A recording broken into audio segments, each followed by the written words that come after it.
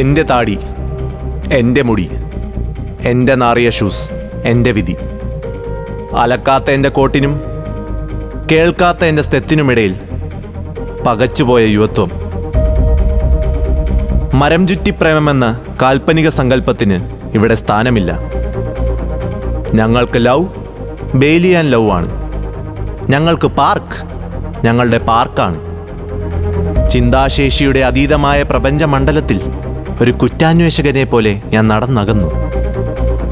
തുപ്പൽ കൊണ്ടുണങ്ങിയ പുസ്തകത്താളുകൾ മറച്ചും തീർത്താൽ തീരാത്ത ഭാരങ്ങൾ ചുമന്നും അഹോരാത്രം പണിയെടുക്കുന്ന അധ്വാനവർഗത്തിൻ്റെ പ്രതിനിധിയായി ഞാൻ മാറുകയായിരുന്നു. We are not born to be Bengalis, we are born to be doctors. Medicine എന്ന മഹാസാഗരത്തിൽ മുങ്ങിക്കുളിച്ച് മസ്തിഷ്ക ജ്വരം ബാധിച്ച് ഒരു മാംസപിണ്ഡമായി ഞാൻ മാറിയിരുന്നു.